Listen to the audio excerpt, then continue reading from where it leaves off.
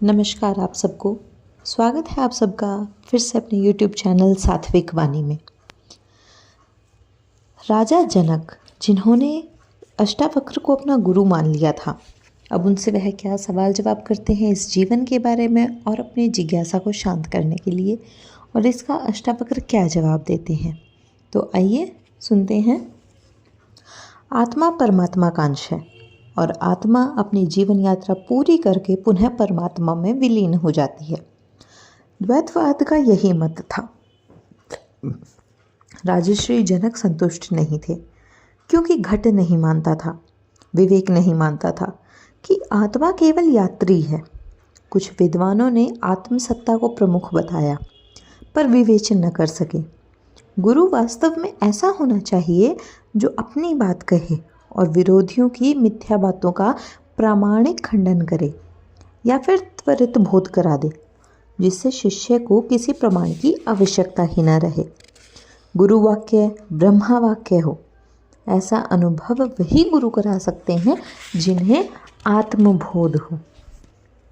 अब राजा जनक ने जीवन भर विद्वानों की संगत की थी। इससे पहले अगर आपने अभी तक हमारे चैनल सात्विक वाणी को सब्सक्राइब नहीं किया है तो सब्सक्राइब ज़रूर कर लें, साथ ही बेल आइकन प्रेस कर लें जिससे आपको आगे आने वाली वीडियोस की नोटिफिकेशन मिल जाए। साथ ही एक चैनल हमारा सात्विक वाणी 2.0 है, उसके ऊपर भी आपको ऐसी ही अच्छी वीडियोस मिलेंगी, साथ में उसे भी सब्सक्राइब कर लें। वे शास्त्रार्थ में रुचि लेते रहे, परंतु उन्हें अभी तक सच्चे गुरु की प्राप्ति न हो सकी थी। अनेक वेदाचार्य, विद्वान और मनीषी उनके समक्ष अपने अपने ज्ञान द्वारा आत्मा परमात्मा की व्याख्या करते रहे, पर जिज्ञासु जनक को संतुष्टि प्राप्त न हुई। वह सब तो उन्होंने विद्यार्थी जीवन में ही सुन पढ़ लिया था। उन्होंने उसका अनुसरण भी किया, पर सत्य घोष न हो सका था। जनक के पास वैभव भोग सब था, पर शांति न थी। जो था वह अस्थायी था, कुछ देखते देखते नष्ट हो गया था और कुछ हो जाना निश्चित था। फिर एक दिन स्वयं भी नष्ट होना था, परंतु वह क्या था जो अनश्वर है, जो ना जन्मता है न मृत्यु को प्राप्त करता है। ऐसे अनेक प्रश्न राजा जनक की जिज्ञासाओं का भार थे। अनेक विद्वानों ने इन प्रश्नों के अपनी प्रतिभा के अनुसार उत्तर भी दिए, लेकिन उन्हें शांति नहीं मिली। अभी तक दैत्ववाद पर ही सबका बल रहा। आत्मा परमात्मा का अंश है और आत्मा अपनी जीवन यात्रा पूरी करके पुनः परमात्मा में विलीन हो जाती है। सब लोग यही कहते थे। राजा जनक संशय से परे विश्वास पूर्वक निश्चित हो चुके थे कि जिस तत्वज्ञानी की खोज में आयु का अंतिम चरण आ गया, वे वही अष्टावक्र थे। जनक को सांसारिक ज्ञान न लेना था। सांसारिकता में तो उनका अनुभव विराट था। वे तो आध्यात्म के उस मूल ज्ञान को प्राप्त करने के इच्छुक थे जो योनि चक्र को काट दे। अष्टावक्र ने उन्हें निराश नहीं किया और प्रथम अध्याय में ही आत्म साक्षात्कार के द्वारा बोध की प्राप्ति करवाई। शुरू करते हैं प्रथम अध्याय, जिसमें जनक कहते हैं, गुरु वंदना करके आत्मज्ञान की लालसा में अष्टावक्र से विनयपूर्वक प्रश्न करते हैं कि हे गुरुदेव, सच्चे ज्ञान की प्राप्ति का सरल उपाय क्या है? मुक्ति के साधन कौन से हैं? इस भव सागर से पार कैसे उतरा जा सकता है और आसक्तियों को कैसे त्याग सकते हैं? आप इन प्रश्नों का उत्तर देकर मुझे कृतार्थ करें। यहाँ इसके बारे में संपूर्ण वार्तालाप शुरू होती है और बात होती है कि मानव जीवन बड़े ही पुण्य प्रभावों से प्राप्त होता है और देवता भी मानव जीवन पाने की आकांक्षा रखते हैं, क्योंकि एकमात्र इसी योनि में पूर्ण मुक्ति यानी मोक्ष का अवसर मिलता है। बुद्धि, विवेक और ध्यान से मनुष्य आत्मा के रहस्यों को जानकर आवागमन से मुक्त हो जाता है। जिज्ञासु जनक विवेकपूर्ण साधक थे और सच्चे ज्ञान की प्राप्ति के लिए विद्वानों की संगति करते थे, परंतु सच्चे गुरु के अभाव में ज्ञान पिपासा की तृप्ति अभी तक नहीं हो पाई थी। वेद और धर्म शास्त्रों के ज्ञान से क्षणिक शांति तो प्रतीत होती, परंतु पूर्ण संतुष्टि नहीं। सच्चा गुरु ही सच्चे ज्ञान का संप्रेक्षण कर सकता है। मुमुक्षु शिष्य तभी समर्पित होता है जब गुरु उसमें एकात्म हो जाता है। यही गुरुता की प्रवृत्ति है। जनक को भी अभी तक ऐसे गुरु का अभाव था जो उन्हें अष्टावक्र के रूप में मिला। वे विनय भाव से ऐसे प्रश्न करते हैं जो अभीष्ट हैं। सच्चे ज्ञान की प्राप्ति का मार्ग, मुक्ति के साधन और वैराग्य प्राप्ति का योग। शिष्य को ज्ञात हो गया है कि उसे सद्गुरु की प्राप्ति हो गई और अब उसके अंदर की समस्त जिज्ञासाओं का समाधान हो जाएगा। ज्ञान, मुक्ति और वैराग्य को विस्तृत परिचय में जानने का शुभ समय आ गया था। अभी तक जो जाना उसने तृप्ति नहीं दी, इसलिए भटक रहे थे। यह सौभाग्य हुआ कि अष्टावक्र जैसे महाज्ञानी आत्म विशारद का आगमन हुआ और सच्चे गुरु की खोज संपन्न हुई। गुरु पर शिष्य का असीम विश्वास हो गया हो तो कम शब्दों में ही सब सार समझ में आ जाता है। तत्व ज्ञान सहज नहीं प्राप्त होता, पर अष्टावक्र जैसे आत्मज्ञानी के लिए यह कठिन नहीं। जनक सत्संगी रहे हैं, विद्वान हैं, अतः प्रथम प्रश्न से ही गुरु को अपने प्रति उदार बना लिया। गुरु शिष्य के हृदय का मर्म समझ रहे हैं। वह शिष्य भी साधारण नहीं है। उसे सांसारिक विषयों के ज्ञान की पिपासा नहीं है। वह तो उस परम सत्य को जानने हेतु व्याकुल है जिसे जानने के बाद जन्म मरण के बंधन छूट जाते हैं। अष्टावक्र कहते हैं कि मुक्ति की इच्छा रखने वाले जिज्ञासु को सर्वप्रथम उन विषयों को विष के समान त्याग देना चाहिए जो माया के बंधनों में सहायक हैं। बंधनों को नष्ट करने वाले क्षमा, आर्जव, दया और सत्य जैसी महाऔषधि का अमृत के समान सेवन करना चाहिए। शिष्य जनक ने जिस आदर और उत्कंठा से प्रश्न किया, गुरु अष्टावक्र ने उसी स्नेह और सहजता से उत्तर भी दिया। गुरु शिष्य का संबंध समर्पण पर स्थिर है। शिष्य ने समर्पण किया तो गुरु भी समर्पित हो गए। उन्होंने विषय विकारों पर सर्वप्रथम प्रहार किया। जो बाधाएं हैं, आसक्ति हैं। मनुष्य आसक्तियों से घिरा हुआ है। आसक्ति सदैव भ्रमित करती है, वास्तविकता से परिचित नहीं होने देती। ऐसी स्थिति में मनुष्य विकारग्रस्त हो जाता है और स्वयं से विमुख होकर पतित हो जाता है। फिर भी मुक्ति की इच्छा जागृत रहती है। मुक्ति की आकांक्षा मानवीय स्वभाव है, पर मुक्ति क्या इतनी सहज है? आदिकाल से योगी, तपस्वी मुक्ति के मार्गों का अनुसंधान करते आए हैं। यह गूढ़ विषय है, इसलिए तो इसकी मीमांसा अनवरत होती रही है। मुक्ति के अन्यान्य अर्थ व रूपों का विभिन्न माध्यमों से वर्णन होता रहा है, पर अष्टावक्र ने सहज ही कह दिया, विषयासक्तियों का शमन करके उदारचित, दयावान, सत्यभाषी और आर्जवपूर्ण बनो, मुक्ति प्राप्त होगी। इन गुणों का अपना विशिष्ट महत्व है। ये मानव चरित्र को दृढ़ता प्रदान करते हैं। विषयासक्ति इनके होते समीप नहीं आ सकती। इन गुणों से परिपूर्ण मनुष्य सांसारिक सुखों से उदासीन रहकर आत्मानुराग में डूबा रहता है। लौकिक भौतिकता उसके लिए महत्वहीन हो जाती है और वह परमार्थ में ही आनंद का अनुभव करता है। यही तो मुक्त होना है, सब में होकर भी किसी में नहीं। अष्टावक्र मुक्ति को इतर परिक्षेप में प्रस्तुत करते हैं। वे स्वच्छंद और निष्क्रिय जीवन को मुक्ति प्रदान करने वाला नहीं कहते। उनकी मुक्ति में मानवीय दायित्वों का संदेश है। क्षमाशील बनो जिससे अन्य प्रेरित हों। सत्यभाषी बनो जिससे शाश्वत प्रकृति की शुचिता को संबल मिले। इन गुणों से परमार्थ चिंतन की प्रवृत्ति प्रबल हो जाती है, जिससे मनुष्य की श्रेष्ठता स्थापित होती है। अष्टावक्र कहते हैं कि चित्त से विकारों का त्याग करके सद्गुणों का विकास करने से मुक्ति सहज ही हो जाती है।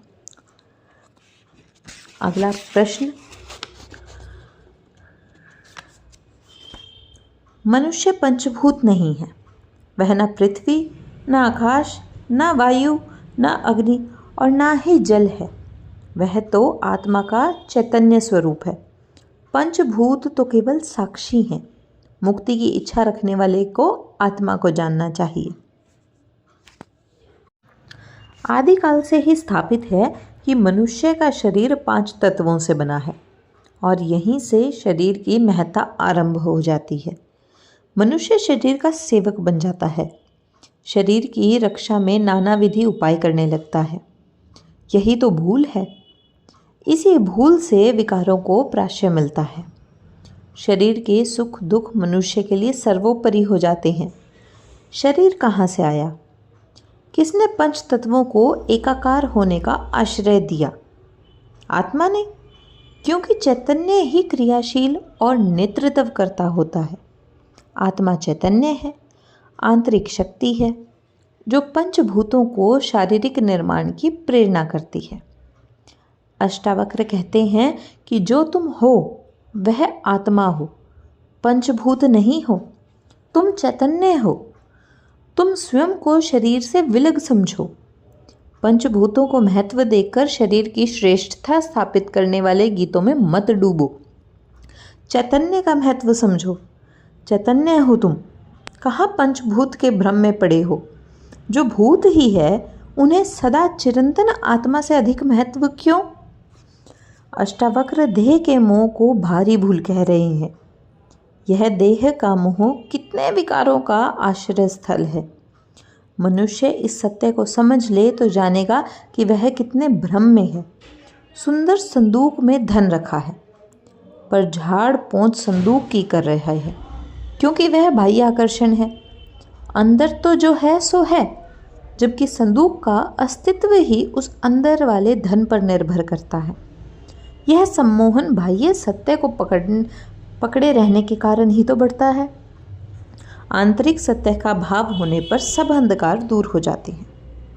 अष्टावक्र स्पष्ट कहते हैं कि मुक्ति के आकांक्षी को अपने आंतरिक चैतन्य को जानकर बाह्य आवरणों से विरक्त होना पड़ता है। शरीर तो नाशवान है। यह तो आकार, आकृति, ढांचा भर है, कभी भी नष्ट हो सकता है। आत्मा अजर अमर है, अविनाशी है, और यह सब तुम हो, शरीर नहीं। जब यह सत्य मन में बैठ जाए कि पंचभूतों से निर्मित शरीर कुछ भी नहीं है, केवल आत्मा का साक्षी रूप है, तो देह के प्रति मोह समाप्त हो जाता है और मनुष्य मुक्त हो जाता है। अष्टावक्र आगे कहते हैं कि यदि मनुष्य स्वयं को देह से विलग समझकर अपने चित्त को विश्राम देगा तो तत्काल सभी बंधनों से मुक्त होकर सुख, शांति और आनंद का अनुभव करेगा। मुक्ति की आकांक्षा रखने वाले मनुष्य को सर्वप्रथम शरीर को महत्व देने जैसे विचारों से दूर रहना होगा। जो शरीर को प्रथम मानकर उसकी भौतिक इच्छाओं को पूरा करने में संलग्न रहते हैं, वे निरंतर वासनाओं, विकारों के सुदृढ़ जाल में फंसते जाते हैं। इससे मुक्ति की संभावना क्षीण होती जाती है, क्योंकि विकार प्रबल होते जाते हैं। योगी तपस्वी मुक्ति के लिए शरीर को स्वयं से पृथक मानकर जल तप करते हैं। घोर दैहिक कष्ट भी उन्हें नहीं व्यापते, क्योंकि उनका देह से मोह ही नहीं रहता। चित्त को विश्राम देकर जब देह को विस्मृत कर दिया जाता है तो शांति और आनंद का अनुभव होता है। इस शांति और आनंद को प्राप्त करने की शर्त यही है कि शरीर से स्वयं को पृथक कर लें। यहीं से परम शांति का प्रादुर्भाव होगा। जब तक चित्त में शरीर के प्रति मैं का भाव बना रहेगा, तब तक इसमें प्रपंच पोषित होते ही रहेंगे। स्थिर चित्त वाले मनुष्य के शरीर में मैं भाव वाली बात नहीं व्यापती, तभी तो वह शांत दिखाई देता है। अष्टावक्र दृढ़ता से शरीर की अवमानना करते हैं। उनकी दृष्टि में शरीर मिथ्या है।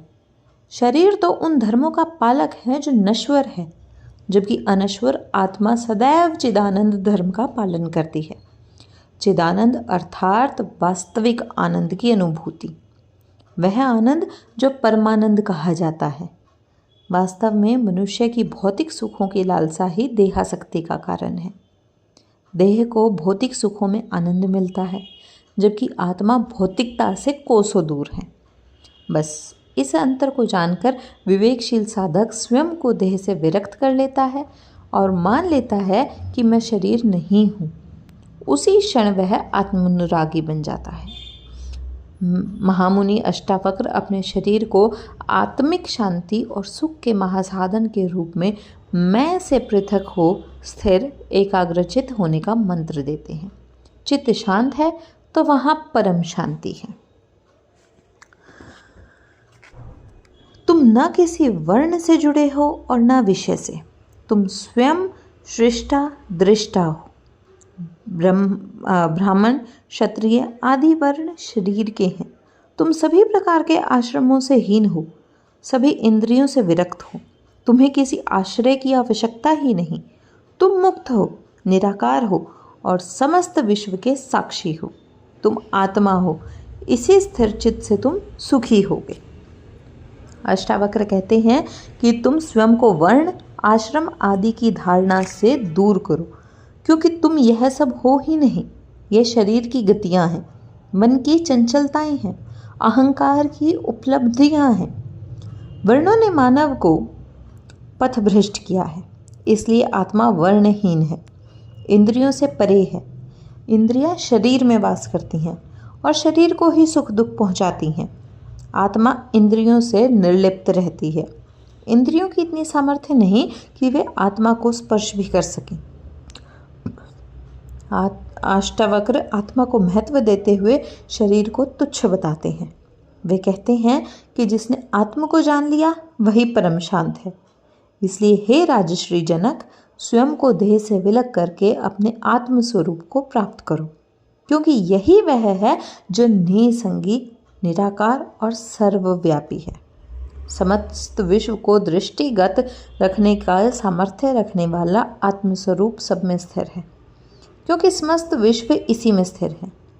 अतः हे राजन, स्वयं को पहचानो, आत्मस्वरूप को पहचानो, वर्ण आश्रम और इंद्रियों से परे होकर स्थिर बुद्धि स्थिर चित्त से सुखी रहो। अब धर्म अधर्म, सुख दुख, शांति अशांति, लाभ हानि आदि मानवीय विकार इस चंचल मन के हैं। आत्मा को इनका कभी अनुभव ही नहीं होता। आत्मा अर्थात तू कर्म से परे है और कर्म फलों से भी तेरा कोई संबंध नहीं। न तू करता है न भोगता है। तू ही सदैव मुक्त है, सब बंधनों से परे है। पीपल के वृक्ष पर भूतों का वास होता है। इससे पहले अगर आपने अभी तक चैनल सात्विक वाणी को सब्सक्राइब नहीं किया तो सब्सक्राइब ज़रूर कर लें। साथ ही हमारे दूसरे चैनल सात्विक वाणी 2.0 को भी सब्सक्राइब कर लें, जिससे आपको इसी प्रकार की अच्छी अच्छी कहानियाँ वहाँ भी सुनने को मिलेंगी। यह स्थापित वाक्य जाने किसने गढ़ा और जनमानस में यह सर्वकालिक हो गया कि पीपल के वृक्ष पर भूतों का वास होता है। आधुनिक हो चुके समाज में इसका प्रभाव देखने को मिलता है। कारण यह है कि यह मन में बैठ गया और जो मन में बैठ जाए वह स्थायी होने लगता है। अष्टावक्र ने इसी सत्य का प्रयोग करके शिष्य के मन में यह बात बिठा दी है कि वह आत्मा है और कुछ नहीं। अब उनके द्वारा शिष्य का संबोधन केवल आत्मा है। शिष्य भी अब स्वयं को आत्मा ही मान रहा है। गुरु कहते हैं कि धर्म अधर्म, सुख दुख आदि से तेरा कोई भी संबंध नहीं। इनका जो भी सकार नकार प्रभाव होता है वह मन और शरीर को होता है। कठोर धूप में तपन शरीर को लगती है और मन व्याकुल होता है। तू उससे अछूता है। वह तपन तुझे स्पर्श भी नहीं कर सकती, क्योंकि तूने इंद्रिय को प्रशय ही नहीं होने दिया। तू कर्म रहित है तो किसी फल से तेरा कैसा संग। तू जब कर्म मुक्त है तो भोगता भी नहीं। भोगता तो वह है जो भोग करता है। मन भोग करता है, शरीर भोग करता है, तो भोगता भी वही है। तू सर्वदा मुक्त है। तू सब बंधनों का साक्षी होकर भी सबसे मुक्त है। तू जानता है कि मन की चंचलता स्थूल को प्रेरित करती है, तभी तो शरीर कर्मठ होता है और फल पाता है, परंतु तू इससे निर्लिप्त है। स्थूल क्या कर रहा है इसका तुझे विचार भी नहीं करना। ऐसी स्थिति आते ही परम मुक्त होकर परम शांति का अनुभव होता है। अष्टावक्र कहते हैं कि तू कर्म और भोग से परे हो जा, क्योंकि यह तेरा धर्म नहीं है। यह स्थूल का धर्म है और स्थूल से तेरा संबंध ही नहीं। तू आत्मनिरंजन है, आत्म गोचर है। आत्मा ही एकमात्र दृष्टा है क्योंकि वह सदा मुक्त है। जो आत्मा को दृष्टा नहीं मानते वे सब प्रकार की भौतिक पाश में बनते जाते हैं। अन्य को दृष्टा मानने की यही भूल मानव के दुखों का मूल कारण है। अष्टावक्र आत्मा को महत्व को और भी स्पष्ट करते हैं। दृष्टा वह है जो सब में है और जिसमें सब है। आत्मा वही तो है, एकमात्र दृष्टा, वास्तविक दृष्टा। आत्मा वही तो है, एकमात्र दृष्टा, वास्तविक दृष्टा, तभी वह परमात्मा स्वरूप है। आत्मदृष्टा ही परमात्मा है। जो इस दृष्टा भाव से परिचित है वही मुक्त है, वही आनंद है। मानव स्वभाव विचित्र है। वह आत्मा को दृष्टा के रूप में पहचानने का आकांक्षी तो है, मुक्त होना चाहता है, परंतु दृष्टि को उस मार्ग पर रखता है जहाँ कोई और दृष्टा बन जाता है। जब कपटी और विकारपूर्ण मन दृष्टा के रूप में प्रतिष्ठित होता है तो वह आत्मदृष्टा अर्थात वास्तविक दृष्टा पर नाना प्रकार के आवरण डालने का प्रयास करता है। शरीर भौतिक सुखों का आदी हो जाता है तो वह इसी छली दृष्टा को सत्य मानकर सांसारिक बंधनों में फंस जाता है। छली दृष्टा उसे सांसारिक व्याधियों को सुख के रूप में देने का भ्रम करता है और मनुष्य वास्तविक दृष्टा को विस्मृत कर देता है। अब उसे सुखों के छिन जाने का भय सताने लगता है। स्वर्ग नरक, कर्मकांड, भोग विलास में लिप्तता बढ़ जाती है। देह का मोह इतना व्यापक हो जाता है कि जन्म मरण के चक्र में फंसकर देहासक्ति बढ़ जाती है। अष्टावक्र कहते हैं कि छली और भ्रामक दृष्टा तो भौतिक बंधनों की ओर धकेल देते हैं, इसलिए वास्तविक दृष्टा का आश्रय लें। किसी अन्य को दृष्टा मानने की भूल से बाहर आ, सर्वोपरि दृष्टा अर्थात आत्मा को पहचान, क्योंकि तू ही वह है जो दृष्टा है, जो नियंता है और स्वयं से संचालित है। स्वदृष्टा होते ही मनुष्य निर्भय हो जाता है, क्योंकि ना तो उसे कर्म में न भोग में आसक्ति रह जाती है। अपने विराट दृष्टा रूप का अनुभव होते ही वह पूर्णतया मुक्त हो जाता है।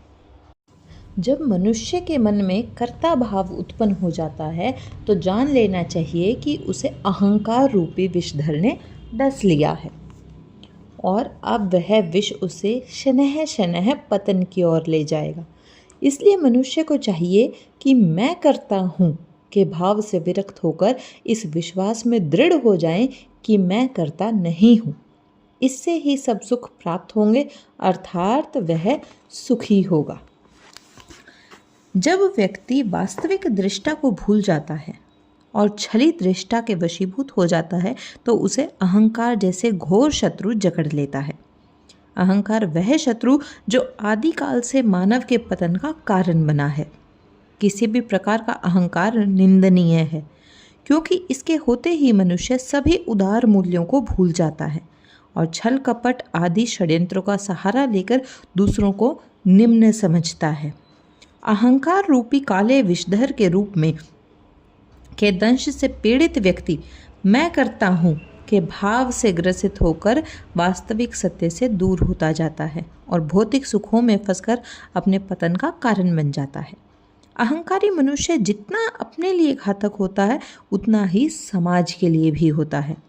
अष्टावक्र कहते हैं कि जब आत्मज्ञान होता है और स्वयं दृष्टा होने की अनुभूति होती है तो सर्वप्रथम अहंकार का भी नाश होता है, क्योंकि तब अकार्यपन का भाव प्रबल होकर चैतन्यता होने लगती है। अहंकार का नाश होते ही विनम्रता का भाव आ जाता है। विनम्रता से विश्वास उत्पन्न होता है जो सत्य का आभास कराता है। मैं करता नहीं की भावना दृढ़ हुई नहीं कि भोक्ता होना पीछे छूट गया। अब मुक्ति में क्या शेष, मुक्ति सामने आ गई। मुक्ति कहीं और से खोजकर नहीं लानी पड़ी। मुक्ति तो आत्मा की सहज प्रवृत्ति है। जैसे किसी वस्तु के होते हुए भी अज्ञानी उसके अभाव में रहता है क्योंकि उसे भूला पड़ा है। अहंकार ने भुला दिया था। विश्वास हुआ कि मैं दृष्टा हूँ, कर्म रहित हूँ, तो अहंकार लुप्त और सहज याद आ गया कि मैं कहाँ भटक रहा था। शरीर के सुखों के लिए जो नश्वर है। अष्टावक्र कहते हैं कि मुक्ति के सघन आवरणों में अहंकार एक है। अहंकार का विष मध्यम गति से जीवन मूल्यों का ह्रास करता है। अतः मैं करता नहीं, मैं दृढ़ रहकर विश्वास धारण कर कि तेरा कर्म से कोई संबंध नहीं। इससे सुखों में, भौतिकता में आसक्ति न होगी और अहम का नाश होगा। इसी विश्वास रूपी अमृत के पान से आत्म साक्षात्कार होते देर न लगेगी और शीघ्र ही परम सुख की प्राप्ति होगी। जब मनुष्य को विवेक बोध होता है और वह जान लेता है कि वही एकमात्र विशुद्ध बोध है, उससे इतर कुछ नहीं, तो उसी क्षण उसके बोध में ऐसा दावानल प्रज्वलित होता है कि अज्ञान रूपी जंगल क्षण भर में जलकर भस्म हो जाता है। ऐसा निश्चय जानकर शोक मुक्त होकर सुखी हो। अविवेकी और अज्ञानी मनुष्य सदैव कष्ट ही पाता है, क्योंकि उसके सभी प्रयत्न भौतिक सुखों को लेकर रहते हैं। वासनाओं में लिप्त रहकर वह बोध रहित हो जाता है और स्वयं को पहचानने में भी असमर्थ रहता है। यह अज्ञानता उसे जन्म मरण के योनि चक्र में फंसाए रखती है। वह स्वयं अपने आसपास भौतिकता का ऐसा जंगल खड़ा कर लेता है जो देखने में आकर्षक होता है। अज्ञानी सदैव आकर्षण का दास होता है। तभी तो माया ने भौतिकता को आकर्षण बनाया है। स्वाद, आवेग, प्रसन्नता आदि मिथ्या अनुभूतियों से अज्ञानी आकर्षित रहता है और उसी में डूबकर बोध रहित होता है। कीट भक्षी पुष्प भी अपनी सुगंध के आकर्षण से अज्ञानी कीट को आकर्षित कर अपना आधार बना लेते हैं। अष्टावक्र कहते हैं कि तू स्वयं को विशुद्ध बोधमान, विशुद्ध अर्थात परम पवित्र, अर्थात परमात्मा, तू सब में और सब तुझ में है। यह बोध तेरा अचूक आग्नेय अस्त्र है जो अज्ञान के जंगल को भस्मीभूत कर देगा। बोध अर्थात ज्ञान का अभाव भी मुक्ति का बाधक है। विकार एक दूसरे के सहयोग व पूरक होते हैं। अज्ञान अहंकार को बल और अहंकार अज्ञान को पोषण देता है। बोध का प्रहार जिस पर हो, सहायक का नाश भी निश्चित है। ज्ञान रूपी अग्नि जब अज्ञानता के जंगल को जलाती है, तब वहाँ अज्ञान के सहायक भी भस्म हो जाते हैं। बोधित्व महाप्राप्ति है। विशुद्ध बोध से जो आलोक चमकता है, उसमें माया द्वारा रचा गया जंगल स्पष्ट दिखने लगता है और फिर बोध की पावन अग्नि उन छल षड्यंत्रों को जलाकर भस्म करती है। ज्ञान का सूर्य दमकने लगता है और मनुष्य को वास्तविकता का ज्ञान हो जाता है कि अज्ञान ने उसे किस प्रकार बंदी बना रखा था। अष्टावक्र कहते हैं कि दृष्टा को पहचान कर स्वयं को विशुद्ध बोधमान और समस्त विषय विकारों को दूर कर सुखी हो।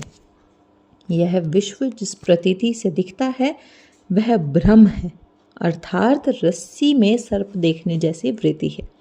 इसी अस्पष्टता के कारण मनुष्य दुखी है। वास्तविकता का जिसे बोध हो गया वह परम सुख में रहता है। विश्व की वास्तविकता क्या है?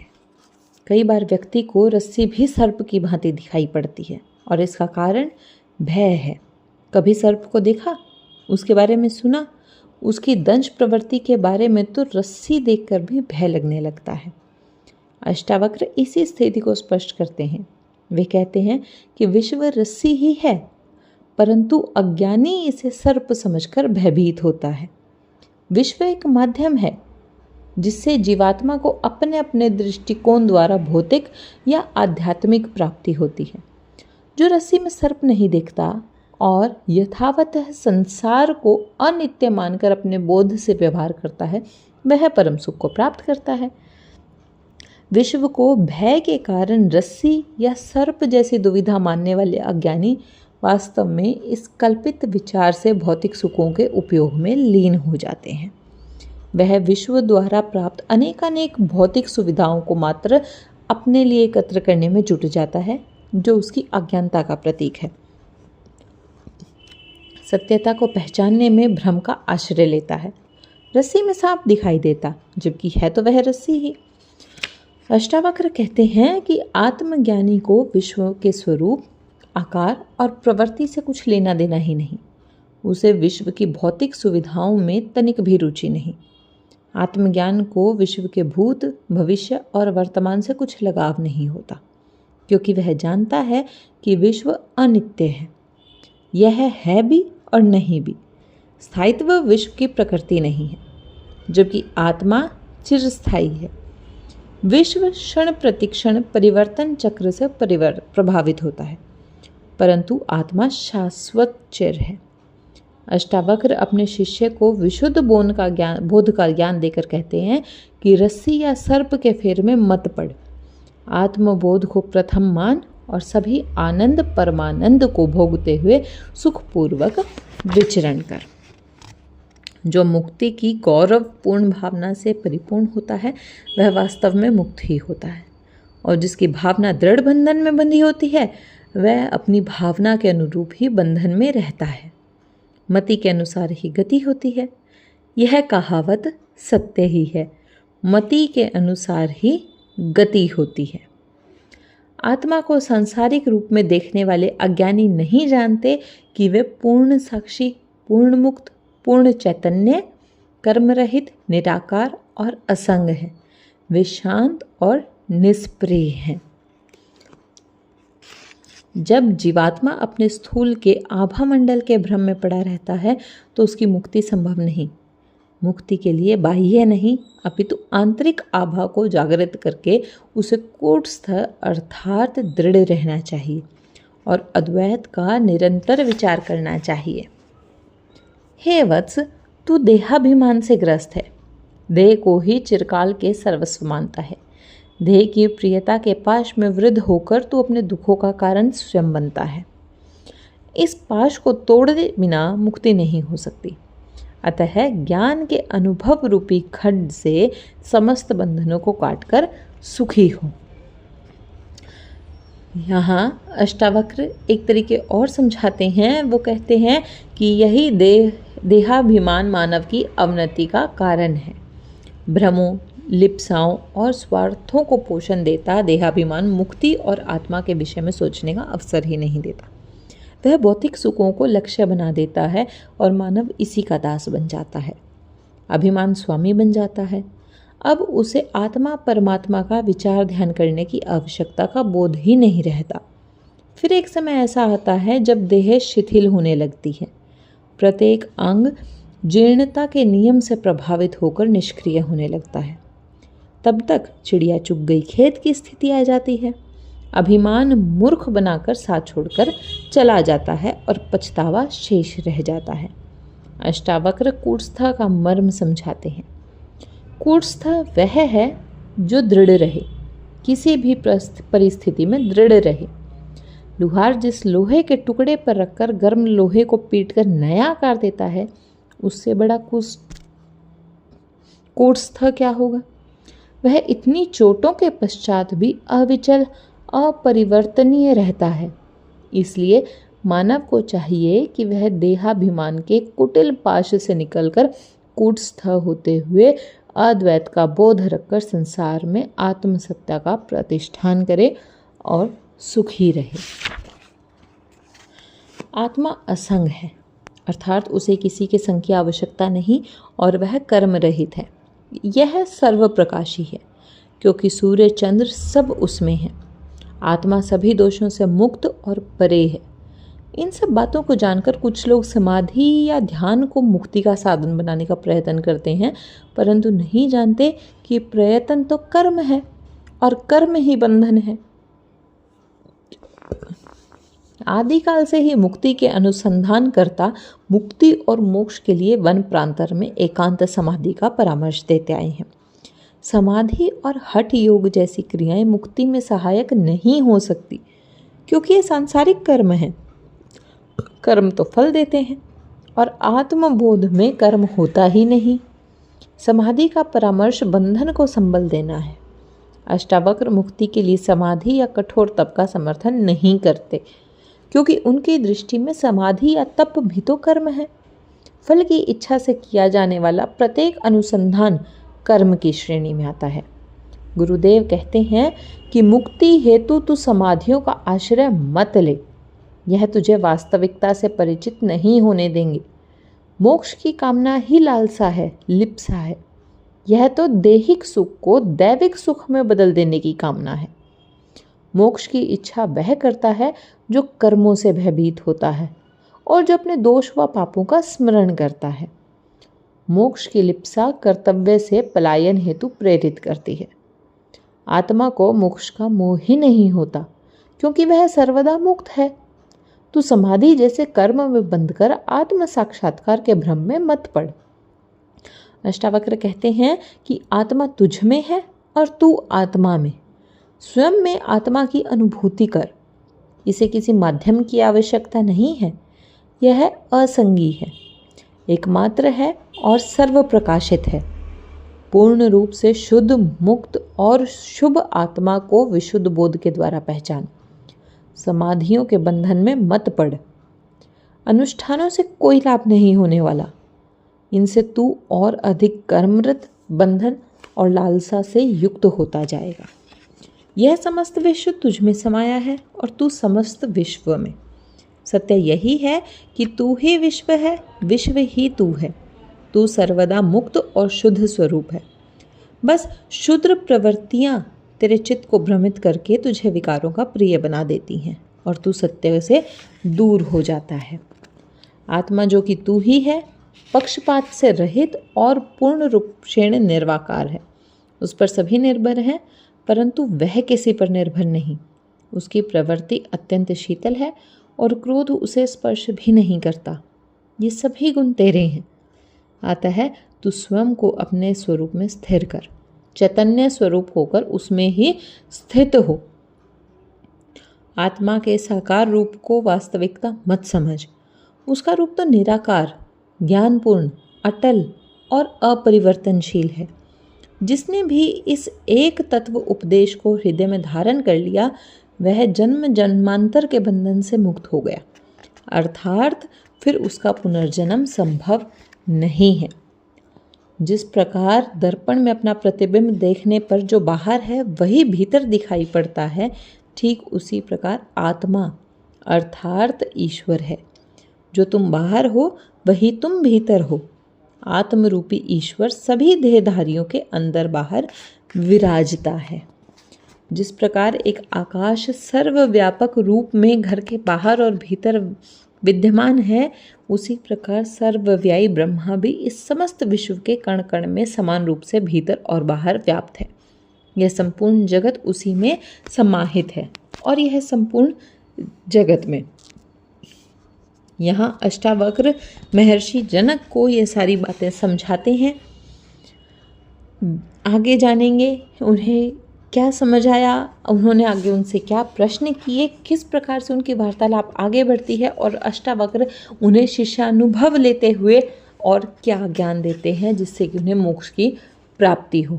दाता और याचक, ज्ञानी और जिज्ञासु, गुरु और शिष्य, इन सबकी सार्थकता तब सिद्ध होती है जब प्रयोजन सिद्ध हो। दाता दान करता है और याचक उसका उपभोग करता है। दाता भी दान करते समय इच्छा रखता है कि उसका दान अकारथ न जाए, उसका सदुपयोग हो। याचक क्या करता है, यह उसकी अपनी प्रवृत्ति पर निर्भर है। ज्ञानी और गुरु भी जिज्ञासु शिष्य से यही इच्छा करते हैं कि वह उनके द्वारा प्रदान किए गए ज्ञान को अंदर से ग्रहण करे और जिस हेतु वह ज्ञान दिया है वह हेतु पूरा हो। आगे जानेंगे जिस चीज़ के लिए अष्टावक्र ने जनक जी को ज्ञान दिया, क्या वह ज्ञान उनके समझ में आया, क्या उन्होंने वह ज्ञान अच्छे से प्राप्त किया। जानने के लिए देखिएगा इसकी नेक्स्ट वीडियो। तब तक के लिए धन्यवाद। और अगर आपने अभी तक चैनल सात्विक वाणी और सात्विक वाणी 2.0 को सब्सक्राइब नहीं किया है तो ज़रूर करें। धन्यवाद।